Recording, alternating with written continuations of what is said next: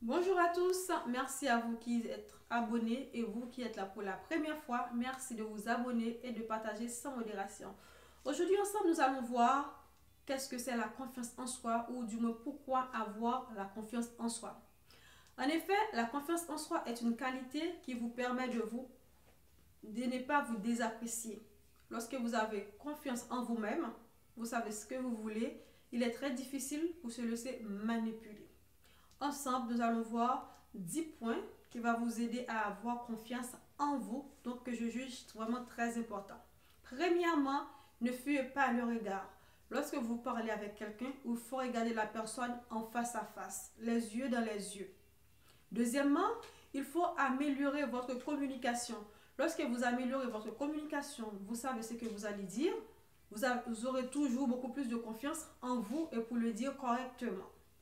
Troisièmement, adoptez des pensées positives, c'est-à-dire, au lieu de partir avec votre verre à moitié plein ou à moitié vide, pardon, partez déjà votre verre à moitié plein. C'est-à-dire, ne voyez pas toujours les côtés négatifs d'une chose.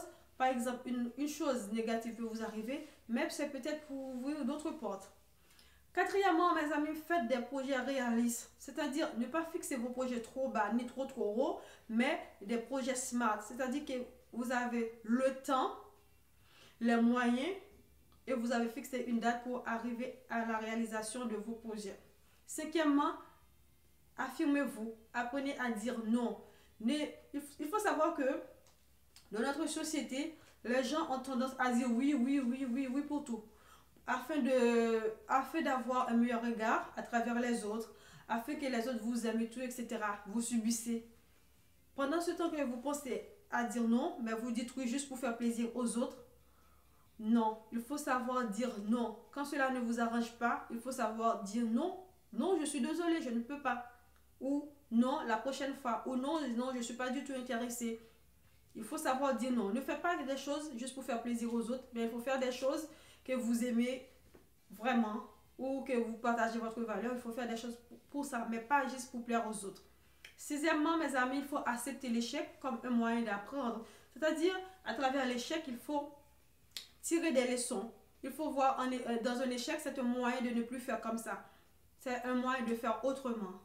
Et aussi, il faut savoir accepter les compliments. Malheureusement, on a du mal à accepter les compliments. Lorsque vous faites quelque chose, on peut te dire, ah oui, ah, félicitations, vous avez réussi. Vous avez tendance à minimiser. Ah ben non, c'est pas grave, c'est juste une chose comme ça et tout, etc. Je le fais juste comme ça, c'est pas grave. Ou vous avez tendance à vous rabaisser. Mais non, on vous fait un compliment, vous dites, ah merci beaucoup, je reçois. Il faut le dire. Il faut accepter les compliments comme vous acceptez les déceptions, comme vous acceptez aussi les mépris. Il faut aussi accepter les compliments.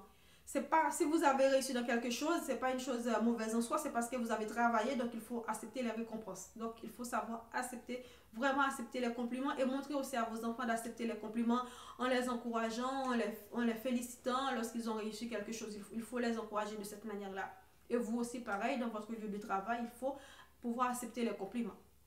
Et huitièmement, formez-vous pour vous sentir à l'aise et être à la hauteur de vos responsabilités. Par exemple, si vous avez un poste élevé, il faut vous former, connaître les bases techniques pour pouvoir avancer. Donc après, vous allez avoir plus de maturité, plus de responsabilité. Vous allez vous sentir beaucoup plus à l'aise lorsque vous savez ce que vous devez faire.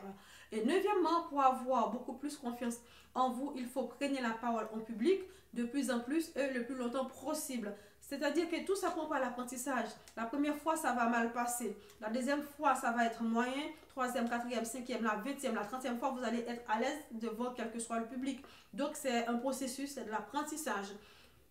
Tant que vous parlez beaucoup plus aux autres, à un plus grand nombre, tant qu'au fur et à mesure, vous devenez beaucoup plus à l'aise à prendre la parole en public, à vous exprimer correctement. Donc, c'est vraiment un apprentissage avec le temps. Donc, il ne faut pas négliger cela. Ce n'est pas du jour au lendemain. Que lorsque vous voyez que les gens parlent très bien, ce n'est pas du jour au lendemain. Il y a en amont tout un travail avec le temps et se faire coacher, se former, suivre des cours oratoire pour pouvoir mieux parler en public, mieux s'exprimer en public. Et dixièmement, pour terminer, ne vous estimez pas, ne vous sous-estimez pas. C'est-à-dire, vous avez des capacités Il faut savoir juste les développer par l'apprentissage. Donc, il ne faut pas sous-estimer, ah, je n'arrive pas, je ne vais jamais arriver à faire telle ou telle chose. Non, il faut encore, je peux le dire, c'est juste une question d'apprentissage, de volonté aussi, de motivation. Donc, je veux faire telle ou telle chose, mais je vais me former, je vais essayer jusqu'à ce que j'arrive. C'est pas parce que je tombe, je vais rester par terre, mais je tombe, je vais encore essayer de me relever jusqu'à ce qu'à un moment donné, j'aurai plus besoin euh, euh, de tomber, ou à un moment donné, j'aurai plus besoin de béquilles. C'est comme un enfant qui passe par le stade de l'apprentissage. Donc l'enfant va tomber avant de savoir se mettre debout, avant de savoir courir. Mais une fois que l'enfant se met debout, commence à apprendre à marcher petit à petit, après l'enfant va courir dans toute la maison. Donc c'est comme ça. Donc avoir confiance en soi, pour certains ou certaines, ça peut être inné, mais pour d'autres, c'est une histoire d'apprentissage. Donc, il ne faut jamais vous limiter à aller là où vous voulez aller, et surtout, garder les gens en face, les yeux dans les yeux. Et voilà, c'est tout pour aujourd'hui. Restez branchés sur le VPR Corp et surtout, abonnez-vous sans modération. Merci.